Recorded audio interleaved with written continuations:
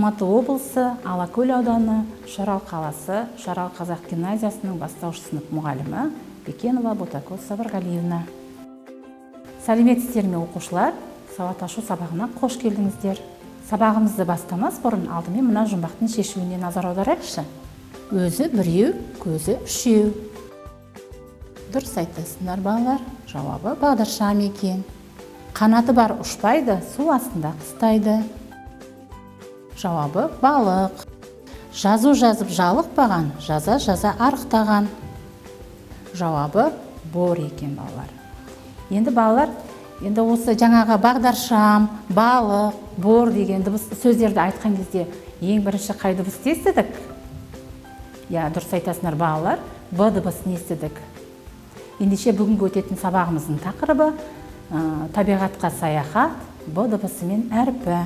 Бүгінгі сабақта сендер дыбысты танисыңдар және әріппен таңбалайсыңдар, оқудың түрлерін қолданасыңдар. Енді балалар, Б дыбысын барлығымыз бірге айтып көрейікші. Б. Балалар, Б дыбысы созылмай қысқа айтылып тұр екен. Б дыбысы еріннің бір-біріне нық тиіп, артынша кілт ашылуынан пайда болатын ұяң дауыссыз дыбыс. Б дыбысының балалар баспа түрі және жазба түрі болады екен. Б дыбысы сөздің басында және сөздің ортасында кездеседі. Енді мына суреттен нені көріп тұрмыз балалар? Дұрыс айтасыңдар, бақ-бақ гүлін көріп тұрмыз екен.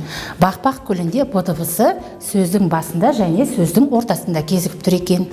Енді осы бақ-бақ сөзіне дыбыстық талдау жасап көрейікші. Бақ-бақ сөзінде 6 дыбыс, 6 әріп бар. Бақ-бақ сөзінде 2 дауысты дыбыс, 4 дауыссыз дыбыс бар екен. Келесі тапсырма балалар, сөздерді буынға бөліп және тұтастай оқимыз. Барлығымыз бірге менімен қайталап отырайық. Бақа. Бақа деген сөз шығады екен. Балық. Балық. Бота. Бота. Болат. Болат. Бөрік. Бөрік. Көрік.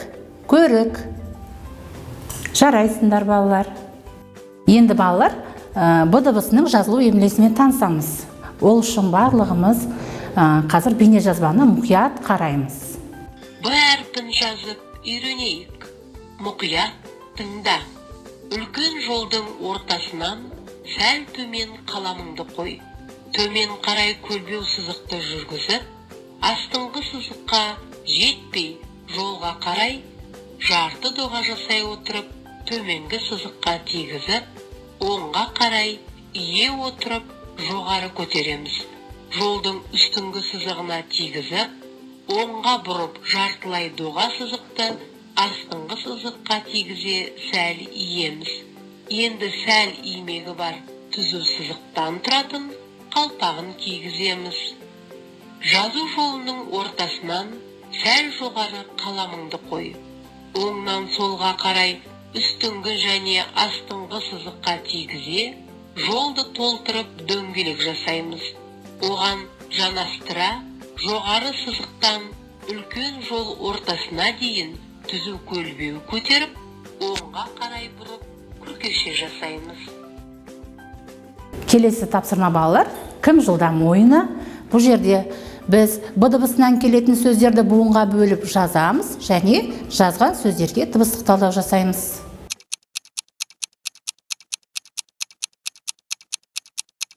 Енді балалар, тапсырманы барлығымыз орындап болсақ, дұрыс жауабын тексерейік. Келесі орындайтынымыз адасқан әріптер тапсырмасы. Барлығымыз тақтаға назар аударайықшы балалар. Бұл жерде әріптер адасып кетіпті. Сендер сол әріптерден сөздер құрап, құраған сөздерді оқисыңдар.